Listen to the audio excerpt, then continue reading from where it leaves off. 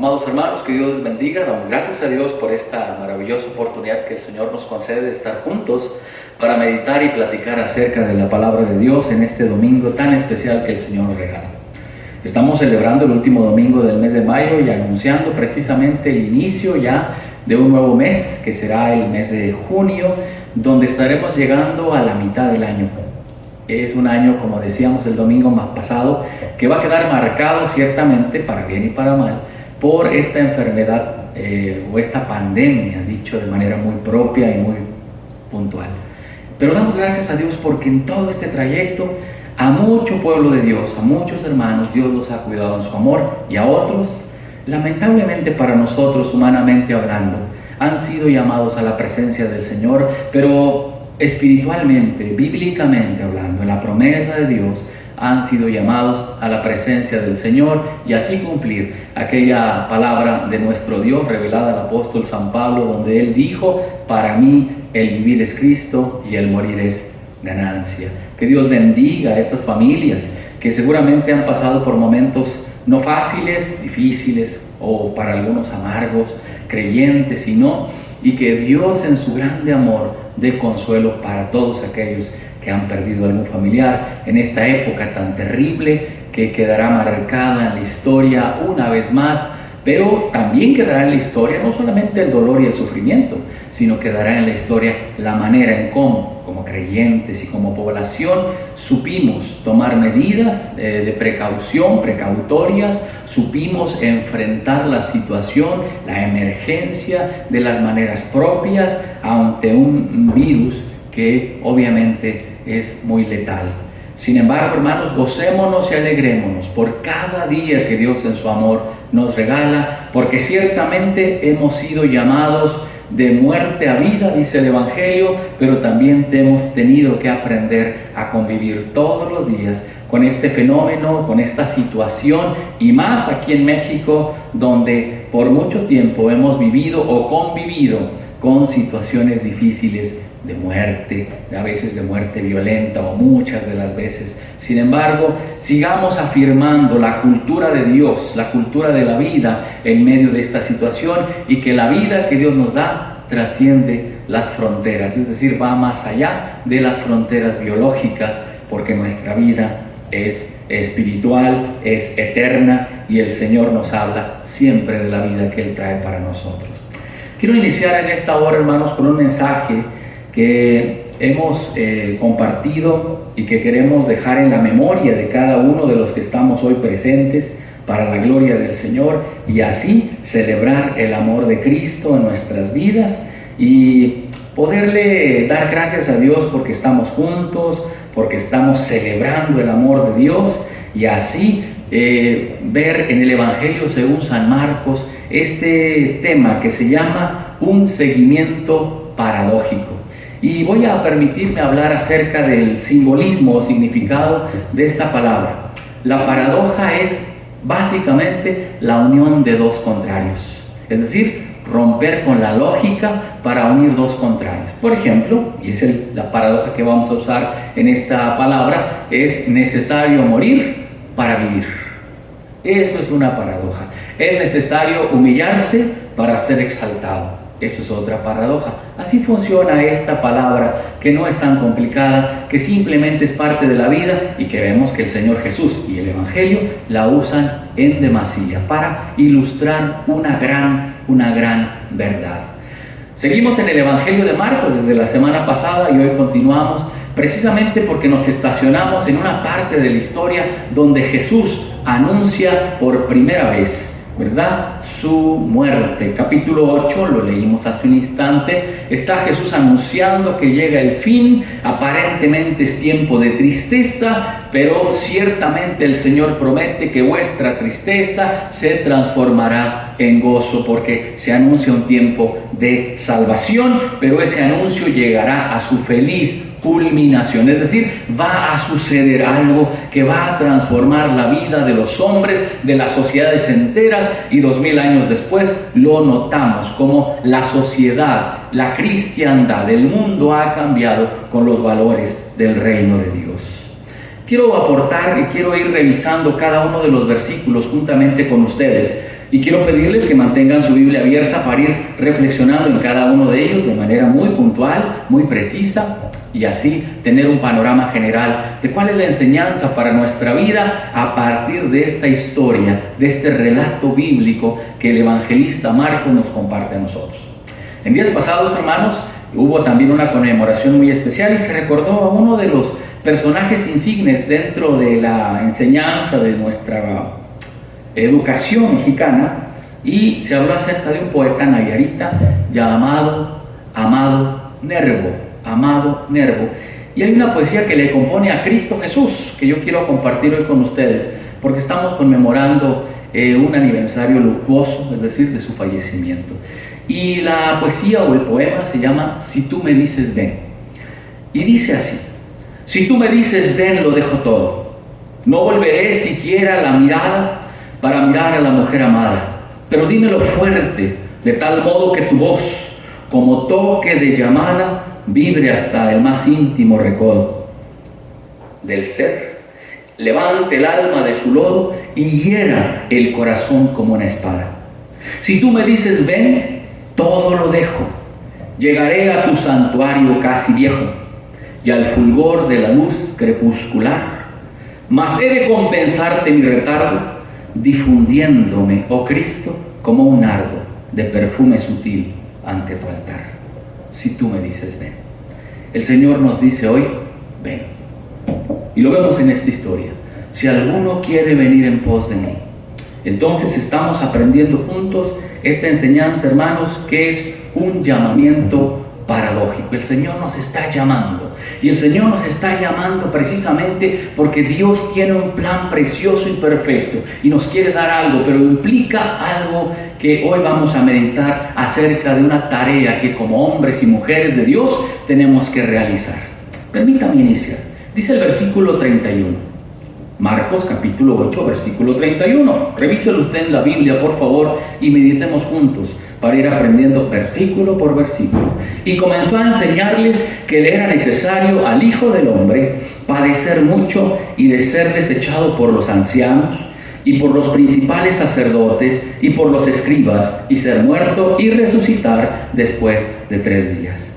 Anterior a eso, vemos que los versículos anteriores nos hablan de la confesión de Pedro, cuando Pedro le dice a Jesús: tú eres el Cristo, el Hijo del Dios viviente. No pierda de vista esta historia, porque Pedro se va a volver otra vez uno de los protagonistas de esta segunda parte de esta historia. El Señor empieza a enseñar. Una de las características que define a nuestro Señor Jesucristo, el Hijo de Hombre, como Él se autodefine, es esa capacidad que el Señor tiene para enseñar. Vemos a Jesús como el gran maestro, el hombre que da todo el tiempo de sí a través de su enseñanza, que lo mismo utiliza recursos como las parábolas, que son enseñanzas de la vida cotidiana, tomando elementos de la realidad para dar una enseñanza de vida. En algunas situaciones son completamente ficticias, otras parten de situaciones propias de la realidad. Esto es una parábola y el Señor Jesús las usa mucho. Incluso en algún momento alguien le pregunta: ¿por qué insistir en hablar en parábolas si parece que las personas no te están entendiendo? Y Jesús responde de una manera muy peculiar y muy llamativa, porque Él dice: para que viendo no vean y oyendo no entiendan, cumpliendo con la profecía de Isaías. Acuérdense que todo el ministerio de Jesús en los evangelios tiene una conexión profunda con el Antiguo Testamento para que Él se presente como el Señor, como el Mesías anunciado, como el Dios entre nosotros. Y Él usa esa referencia: soy el Hijo de Hombre, es decir, soy hombre, soy tan humano como cualquiera de ustedes. Es muy importante para entender a nuestro Señor Jesucristo y en su humanidad y en su divinidad. En primer lugar, dijimos, se presenta como el gran maestro, no solamente como un maestro de tantos, donde se enseña sabiduría, como un Buda iluminado, o como un maestro de sabiduría, o peor aún, como algún escriba o fariseo que también se dedicaban a la enseñanza, sino se presenta como el maestro ideal que está desarrollando su ministerio educativo dentro de la vida de los oyentes, que se cuentan entre sus discípulos y entre el pueblo que está ahí, e incluso frente a sus adversarios. El Señor se destaca como maestro, y ese mismo maestro hoy quiere enseñarnos verdades maravillosas. Y entre las verdades que nos enseña es un elemento futuro. En términos bíblicos, al futuro que estamos esperando se le conoce como mensaje escatológico. Anótelo usted, un mensaje que nos habla acerca de las cosas que han de ocurrir, que han de venir. Jesús es un maestro del presente, pero también es un maestro del futuro, y que dice, les anuncia que va a padecer situaciones difíciles, escarnio, muerte, pero va a resucitar al tercer día. Y aquí es donde otra vez Jesús ya no se conecta solamente con Isaías, sino se conecta con Ezequiel en aquel valle de los huesos secos, donde habla de la resurrección. Y entonces vamos viendo y vamos entendiendo que este hombre que está frente a nosotros realmente es el Mesías. El Señor Jesús hoy se presenta también delante de nosotros y nos enseña y nos habla acerca del futuro que ha de venir, y nos dice: prepárense porque la hora viene cuando el Hijo del Hombre vuelva en su gloria. Y hoy le pregunto a usted, amado hermano y amada hermana, ¿está usted listo para el retorno de Cristo? Seguramente tú y yo tenemos la misma inquietud. No estoy listo, necesito prepararme. Entonces, déjame darte la clave, déjame darte el camino. Deja que el Señor te instruya. Deja que Jesús, por medio de su palabra, te esté hablando, te esté enseñando el camino. Y toma el camino que el Señor ha trazado para ti. Amada iglesia, es tiempo de ponernos a cuentas con Dios. Es tiempo de buscar el rostro de Dios. Y más ahora en este aparente momento de distanciamiento, pero no de Dios, sino de entre nosotros, hermano, que no sea un pretexto para vivir en ausencia o en distancia de nuestro Dios. Todo lo contrario. Busquemos al Señor incesantemente, constantemente, decididamente. Hemos programado y anunciado devocionales todos los días. Espero que usted haya podido realizarlos. Quizás a algunos les parezcan poco o mucho, sin embargo, es nuestra manera de estar en comunión con Dios. Todos los días, de lunes a sábado, tenemos nuestros devocionales a las 9 de la noche. Yo les animo a que los sigan realizando, hermanos. Una oración, un tiempo con Dios, un tiempo con la familia, eso va a cambiar definitivamente nuestro rumbo. Frente a esta situación que estamos hoy enfrentando, confrontando, pero también en el Espíritu de Jesús aprendiendo. Porque el maestro enseña y el alumno aprende. Aprendamos, hermanos, de nuestro Señor Jesús, ¿verdad? El Señor manifiesta que Él vendrá. Y esto es una revelación del futuro, de las cosas por venir. Por lo tanto, tenemos a nuestro Señor enseñándonos ahora y enseñándonos para el futuro, pero enseñándonos a leer también hoy lo que ha de venir. Esto que nos pasó hoy, ¿qué nos enseña para el futuro? Esto de la pandemia, esto que nos hace cambiar el ritmo de vida que llevábamos como iglesia, como pueblo de Dios, ¿qué nos enseña para el futuro? Nos enseña varias cosas. Nos enseña a amarnos, nos enseña a entender el valor de la comunión entre hermanos. Nos enseña a entender qué significa ser el cuerpo de Cristo.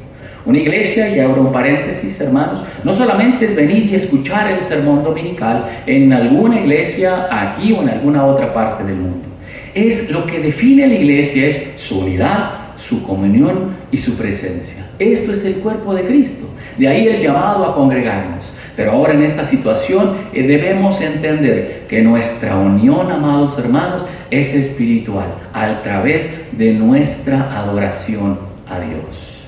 Cuando tú y yo adoramos a Dios a la distancia, estamos unidos en el mismo espíritu y por lo tanto nos volvemos una iglesia firme, sólida, que está unida, cohesionada por el Espíritu de Dios. Por eso no podemos echar en saco roto o minimizar el reunirnos como familias en nuestros hogares, porque es muy importante, es de impacto espiritual, es de impacto que va más allá de las fronteras inmediatas de nuestro presente, es el hoy, y de nuestra casita. sino que vamos y estamos unidos en oración. Es ahí donde la Biblia nos habla acerca del poder de la unidad, acerca del poder de la oración, acerca del poder de la fraternidad cristiana. Hay poder derramado de parte de Dios cuando la iglesia completa se une en oración. Y no hacer de la oración algo ocasional, sino algo realmente necesario. Por eso hoy insisto, amada iglesia, reúnanse por favor. Reúnanse como familias, tómense un tiempo, a la hora que usted indique será lo mejor. Es un llamado que hoy de parte de Dios les hago. La segunda cosa, el versículo siguiente dice: entonces Pedro le tomó aparte y comenzó a reconvenirle.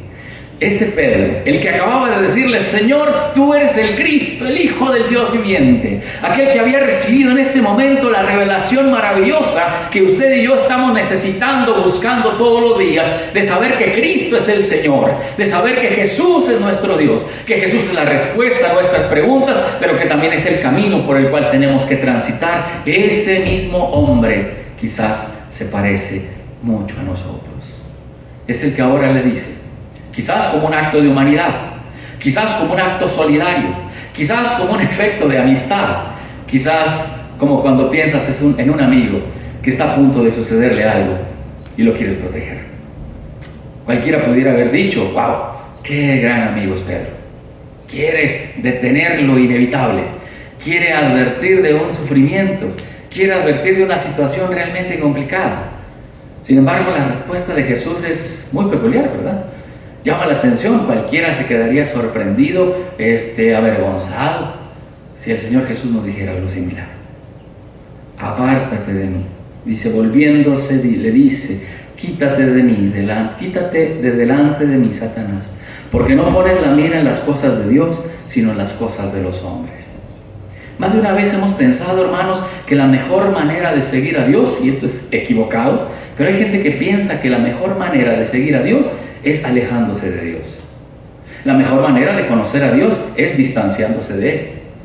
La mejor manera de tener comunión con Dios es manteniendo una distancia, entre comillas, sana. A propósito de la sana distancia. Muchas personas, incluso algunos hasta que se dicen ser creyentes, mantienen una sana distancia. Hermanos, esto no puede ser posible. El Señor nos habla de radicalidades. El Señor nos habla de entregas totales. El Señor nos habla acerca de dejarlo todo, como dice el poeta. Incluso, dice el poeta, a la mujer amada. Qué sorprendente, ¿verdad? Pero no es nuevo. Lo dice Martín Lutero en el himno que compuso: Castillo fuerte es nuestro Dios. Los hijos, la mujer, todo ha de perecer. De Dios el reino queda. Esto que nos invita a que el Señor en su palabra dice que aquel que no menosprecie padre, madre, hijos, esposa, hermanos, por causa de Él, no es digno de Él. El Señor habla de radicalidades y Él nos invita a que tomemos decisiones radicales de seguir o no seguir a Cristo. Podemos vivir en tibiezas. Mucha gente vive así, es lo más cómodo del mundo. Pero recuerde la sentencia que nos lanza el Apocalipsis, capítulo 3, cuando nos dice acerca de: ojalá fueses frío o caliente, pero por cuanto eres tibio, te vomitaré de mi boca. Es un tiempo donde Jesús anuncia su muerte aquí en Marcos capítulo 8 y nos está llamando a ti y a mí a que tomemos decisiones de vida. ¿Estás listo para seguir a Cristo?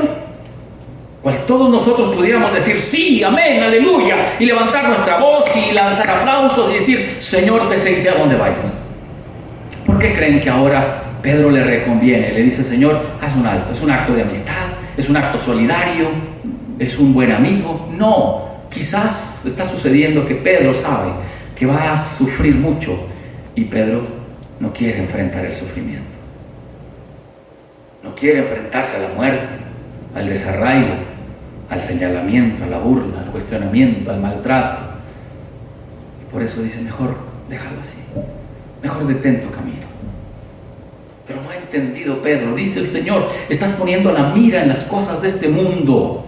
No te estás dando cuenta que es necesario padecer. No te estás dando cuenta que es necesario enfrentar las situaciones complicadas para poder crecer. Y aquí está otra paradoja. tienes que vivir, y para vivir tienes que morir, y para gozar tienes que muchas de las veces enfrentar situaciones que incluso son realmente complicadas, que como dicen por ahí, no se las deseamos a nadie. Sin embargo, Jesús identifica perfectamente que no es Pedro, sino es quien está detrás de él. De la misma manera que lo identifica antes cuando le dice, no fuiste tú, Pedro, fue el Espíritu Santo el que habló a través de ti. Era un hombre ambivalente, como muchos de nosotros. Hoy decimos, Señor, te amo, Señor Jesús. Y después sentimos ausencias, vivimos ausencias. Y lo mismo nos pasa en nuestras relaciones humanas. Amados hermanos, meditemos en esto, porque realmente lo que está ocurriendo es que Pedro tiene temor a enfrentarse al señalamiento, al juicio, al escarnio, porque también le iban a matar, lo sabemos en la historia, cuando lo identifican, y tiene que llegar Pedro a negarlo. Siguiente versículo dice, y llamando a la gente y a sus discípulos les dijo, si alguno quiere venir en pos de mí, niéguese a sí mismo, tome su cruz y sígame. Aquí está el centro de la enseñanza hoy, hermanos. Este llamamiento que el Señor nos hace, que es paradójico. ¿Por qué? Porque lo primero que nos enseña la palabra es que Jesús hace un llamamiento. Anote eso, Jesús hace un llamamiento. Como presbiterianos y como reformados tenemos una doctrina maravillosa que se llama el llamamiento eficaz. ¿Qué significa esto, hermanos? Nadie puede decirle que no a Dios. ¿Quiere decir que Dios es arbitrario y que Dios es impositivo y todo esto? De ninguna manera.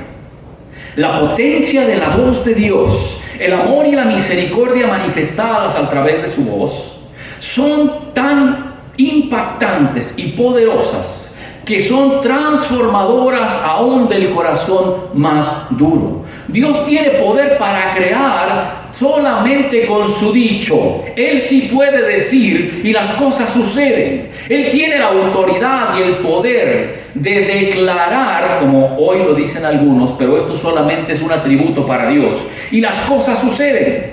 ¿Recuerda usted al siervo del centurión romano que enfermó? Y llegó aquel y le dijo a Jesús, solamente di la palabra y yo sé que mi siervo sanará. Y Jesús se sorprende por la fe. Y la palabra se dice, Dios mismo está hablando hoy y está haciendo el llamamiento para ti y para mí. Escucha su voz y escucha cómo nuestro corazón se quebranta. No puede resistirse ante la dulce voz de Jesús. El Señor te está llamando a ti y a mí a que le busquemos, a que tengamos comunión con Él, a que escuchemos su voz, a que obedezcamos sus mandamientos, a que le sirvamos, a que trabajemos, a que dejemos atrás todo aquello que nos estorba para amar a Dios. Penas, pasado, injurias, celos, remordimientos, dolores, quebrantos. Todos tenemos pasado, todos nos hemos equivocado alguna vez, sin lugar a dudas. Todos hemos faltado y hemos ofendido. Incluso algunos nos volvemos como víctimas porque nos sentimos así. Sin embargo, el que restaura es nuestro Dios. Él mismo, el que te hace el llamado, te dice cuatro cosas. La primera es, si alguno quiere venir. No solamente es un asunto de decisiones, si quiero o no quiero, porque algunos dicen y mencionan que la decisión está en ti. Yo quiero decirles algo. Ciertamente, tenemos esta libertad de decidir, la Biblia lo enseña. Sin embargo, también la Biblia dice que estamos contaminados. Escucha esto, porque esto es doctrina reformada. La Biblia enseña que estamos contaminados por el pecado. Por lo tanto, todas nuestras decisiones están afectadas, infectadas por la maldad del pecado. Y el pecado que dijimos que era separación de Dios. Por lo tanto, nuestras decisiones están determinadas, condicionadas por la maldad que hay o puede haber en el corazón del hombre. De ahí se desprende otra de las doctrinas que enseñamos en nuestra iglesia, que se llama la depravación total del hombre. El hombre por naturaleza, y lo dice el salmista David, cuando habla, en pecado me concibió mi madre. Aprende esto, hermano amado, y aprendamos juntos. ¿Qué es lo que nos transforma en muerto a vivo? Solamente la fe en Jesucristo. Porque la Biblia dice que estábamos y vivíamos muertos en delitos y pecados, mas ahora el Señor nos ha dado vida.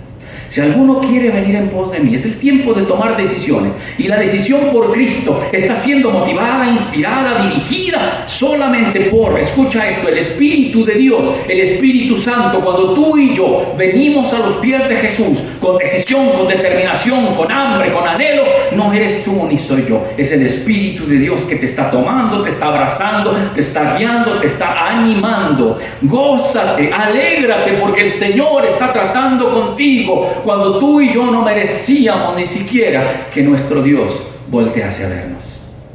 Si alguno quiere venir en pos de mí, si esa es tu situación, hoy te invito en el nombre de Jesús, ven a los pies de Cristo. Dile: Señor, te necesito en mi vida. Yo pensaba que te conocía, pero creo y sé, y ahora entiendo que necesito conocerte más. No te limites, acércate a los pies de Cristo, por favor. Pero lo primero es, después de esto, Jesús nos pide algo importantísimo: niégate a ti mismo.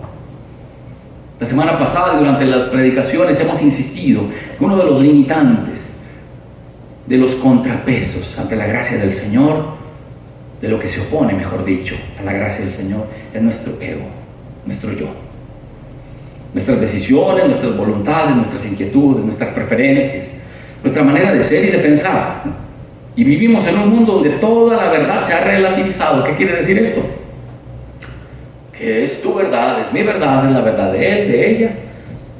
Y finalmente es un cúmulo de verdades, un mundo de verdades. ¿Cuál es la original? ¿Cuál es la correcta? Pareciera que todas. Pero a veces esto nos confunde. Por eso Jesús dice: yo soy la verdad. La única verdad es Cristo. Niega tu verdad por la verdad de Cristo. Niega tus razonamientos por la verdad de Jesús. Niégate a ti mismo es dejar de ser tú. Habemos muchos que decimos, como antes había una novelita que se llamaba Así soy y qué. Quizás podemos pensar que es un camino, que es una opción. Así soy. Si ya me conocen, dicen por ahí, ¿para qué me invitan? Si ya me conocías así, no te sorprendas. Pues quiero decirles algo a todos los que piensan así. A eso vino el Señor. A esos vino el Señor. A cambiar corazones, a transformarlos, no a dejarlos igual, nada más con un maquillaje por encima. A transformar completamente vidas, pensamientos, nuevos sentimientos, nuevas acciones, nuevas actitudes, por cuanto el Señor está conmigo.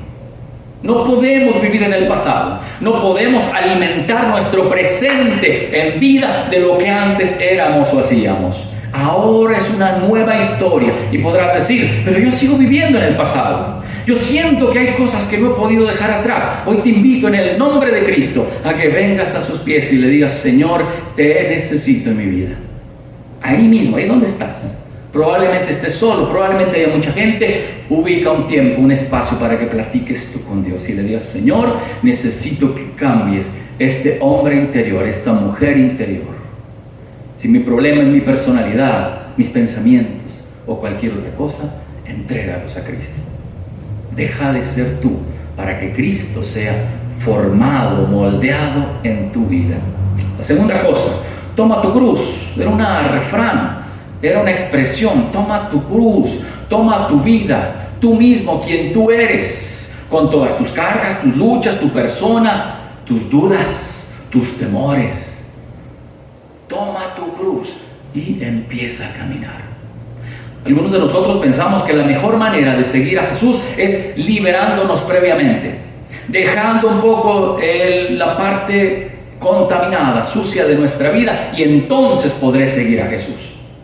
Es que tengo demasiados compromisos allá afuera, es que tengo demasiados problemas. Ven a los pies de Jesús tal como estás, con tus dudas, con tus angustias, con tus críticas, con todo lo que tú y yo somos, y permite que el Señor empiece a transformarte.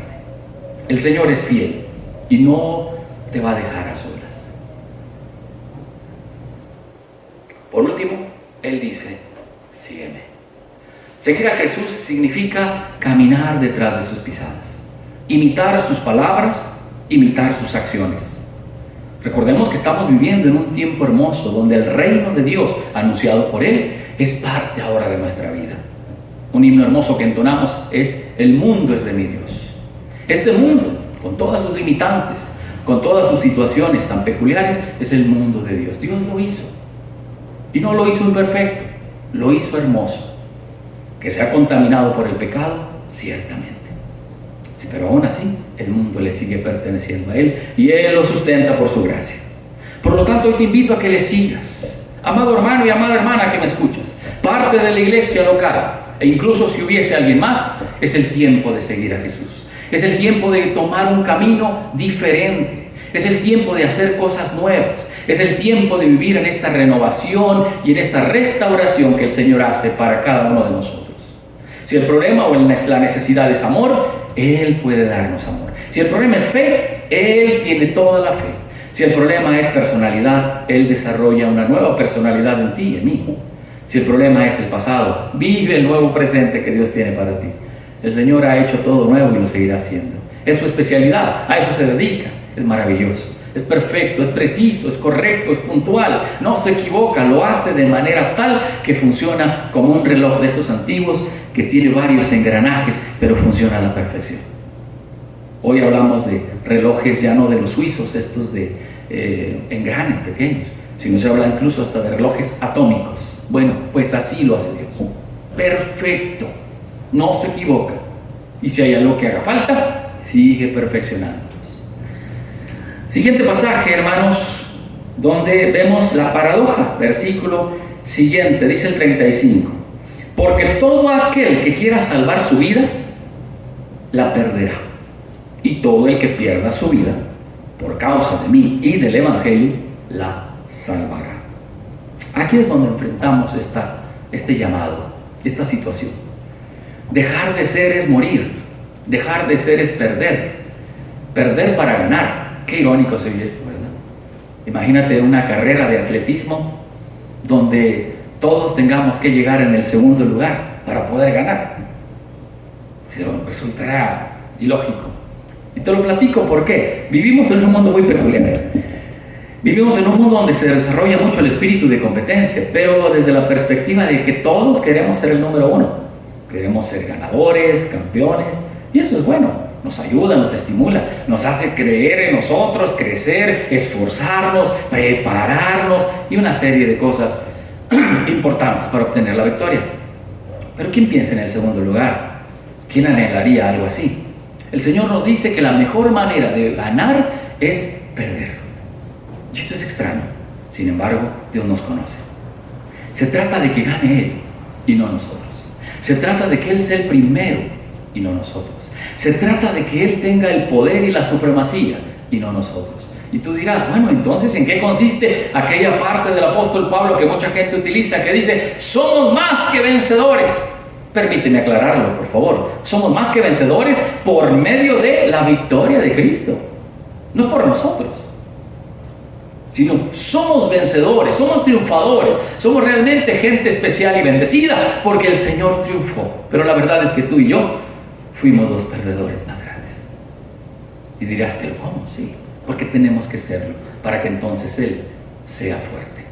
Bástate mi gracia, porque mi poder se perfecciona, no lo olvides, en la debilidad. Nos es necesaria para que entonces el Señor sea engrandecido y reconocido. A Dios le gusta que le alabemos por su grandeza, por su señorío. Y en la medida que Él va triunfando y va avanzando, en esa medida tú y yo vamos avanzando y vamos triunfando con Él. Pero Él no va a nuestro lado, ni mucho menos detrás de nosotros. Él va al frente, siempre al frente. Gózate y alégrate porque el Señor está con nosotros. Por eso hoy te invito a que vivamos lo del apóstol Pablo en la carta a los Gálatas. Con Cristo estoy juntamente crucificado. Y quiero llegar a la parte importante. Ya no vivo yo, Cristo vive en mí. ¿Cristo vive en ti, hermano? ¿O sigue viviendo el yo en ti? Hoy te invito a que juntos, tú y yo, crucifiquemos el yo. Le digamos al Señor, dirige mi vida, mis pensamientos, mis razonamientos, mis conclusiones, mis preguntas, Señor, mis dudas, mis inquietudes, mis temores. A veces como iglesia nos vemos llenos de tantos temores. ¿Y qué va a pasar? ¿Y qué va a suceder? ¿Y si hacemos esto? ¿Y si hacemos aquello? ¿Qué sucederá?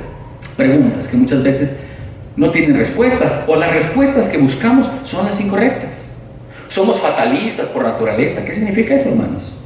Que a veces cuando no vemos respuestas optimistas, cuando vemos un problema, vemos 1000 problemas más. La verdad es que cuando tú y yo veamos un problema, tienes y tenemos que aprender a ver soluciones, opciones, no más problemas. Eso nos lo enseña la palabra del Señor. Bien, vayamos pues a la parte final. El Señor Jesús en los versículos siguientes dice: porque ¿qué aprovechará al hombre si ganare todo el mundo y perdiere su alma? ¿O qué recompensa dará el hombre por su alma? ¿De qué le sirve al hombre ganarse el mundo? El apóstol San Pablo dice en la carta a los romanos: no se conformen en este siglo, sino vivan la transformación por medio de la renovación de tu entendimiento y el mío. No se conformen en este tiempo, no vivan de acuerdo a este tiempo. Y alguien dirá: sí, tiene razón usted, pastor, yo por eso ya no quiero bailar como bailan allá en el mundo. Más bien lo que el apóstol Pablo intenta decir es que no se conformen a los pensamientos, a la manera de ser, de actuar, de olvidarse del prójimo, de negar el sufrimiento de aquel que está olvidado. No se conformen a ese pensamiento que es tan egoísta, que no piensa en su hermano, sino que piensa en sí mismo. Mis necesidades y las de los demás no me interesan. A eso se refiere el apóstol. No se trata de modas, ¿verdad? Solamente. Alguien podrá decir: sí, no quiero vivir con el mundo, y como el mundo todos usan corbata, yo ya no voy a usar corbata para marcar la diferencia y decir que soy creyente. Quizás es un poquito más profundo el concepto. No solamente es un asunto de modas o un asunto de prácticas de movimiento del cuerpo.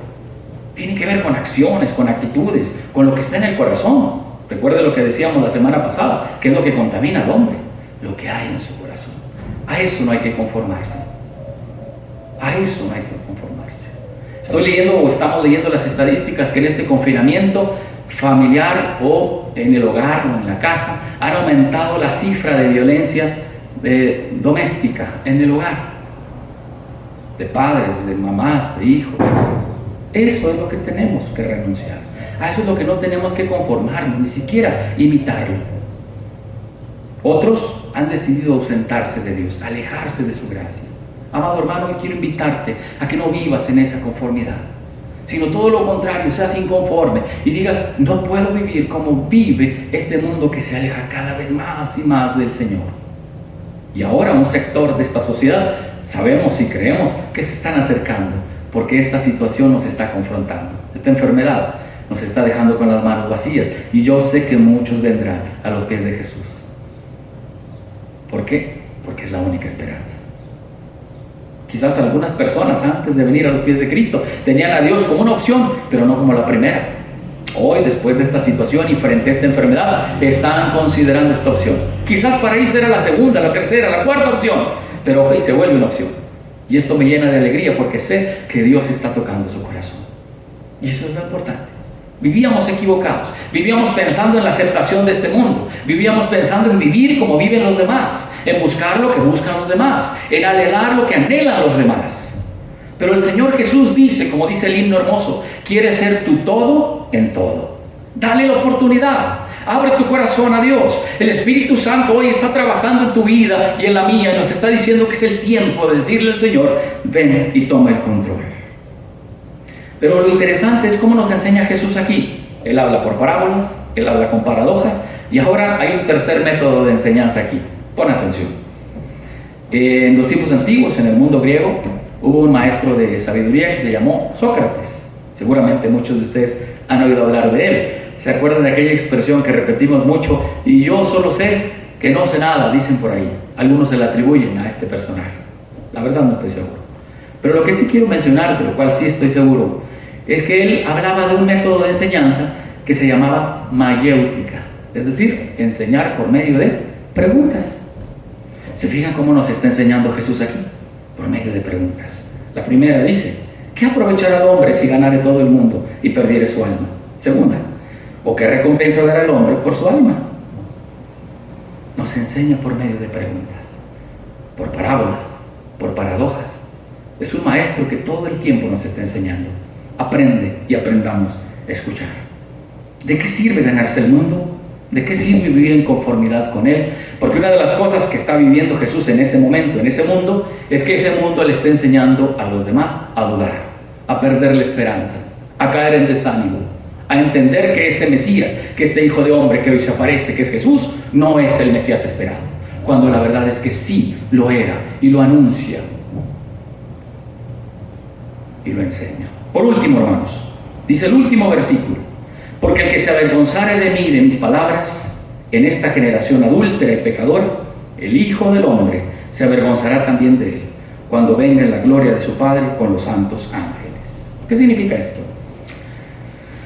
Muchos creyentes se avergüenzan. Joven, a ti te digo, hermano, hermana, nunca te avergüences de Cristo. Cualquiera que afirmare el nombre de Cristo delante de los hombres, yo también le confesaré, le afirmaré delante del Padre. Y alguien dirá: no, yo nunca voy a dudar de Cristo. Es más, lo puedo hacer públicamente y privado. No solamente es un asunto de palabras, hermanos. Decir yo soy cristiano y gritarlo como si fuese un desfile, o gritarlo por un micrófono o en una iglesia. Es afirmarlo con nuestras acciones. Es decir, le pertenezco a mi Dios por cuanto amo a mi Dios, amo a mi familia, amo a mis hijos, amo mi trabajo, amo a mis hermanos, amo mi tiempo, amo mi vida, amo mi cuerpo, porque Él me enseñó a amar. Eso es vivir en conformidad, eso es no negar a Cristo Jesús. La oportunidad que tú y yo tengamos de compartir el Evangelio, amado hermano y amada hermana, comparte la palabra, porque esto también es un acto de amor. No te quedes callado. Hay gente que quizás está desesperada, ansiosa, desanimada, y está buscando opciones de cómo encontrar normalidad a su vida. Se agotaron algunas bebidas alcohólicas, ¿verdad?, en algunos lugares, porque esa es la manera en que las personas entienden que así puede llegar su felicidad o su tranquilidad. Esa es la manera en como muchos piensan que pueden sobrellevar la ansiedad en estos días. El Señor Jesús es para nosotros nuestra respuesta. No sustituye esas cosas de ninguna manera. Él es la verdadera vida, el gozo y la alegría de saber que estamos vivos, que estamos alegres. ¿Qué nos hace ser felices, hermanos? Permítame, anote esto. Nos hace ser felices el saber que podemos amar. Porque amar es una cualidad de Dios que el Señor comparte con nosotros. No ser amados, bueno, ahí es otra historia. Algunos de nosotros nos desanimamos porque no somos amados como nosotros pensamos que merecemos ser amados. Nosotros amamos con intensidad y esperamos recibir exactamente lo mismo. No te juzgo por ello, estoy de acuerdo contigo. Sin embargo, la Biblia enseña que el Señor nos manda y nos llama a amar. Y no solamente porque es un acto bueno, es algo bueno en sí mismo, sino porque a través del amor a Dios y al prójimo nos encontramos con Dios. El Señor nos llama y nos dice: ven, sígueme, deja tu yo, toma tu cruz, sígueme. Pero Señor, vas a la muerte, como aquel libro, ¿verdad?, Crónica de una muerte anunciada, donde aquel personaje sabía o no sabía que lo iban a matar, pero todo el mundo sabía. Amados hermanos, que la palabra de Dios quede guardada en nuestros corazones y que ella nos haga meditar y nos anime a estar en comunión con Dios. Que el Señor les bendiga. Amén.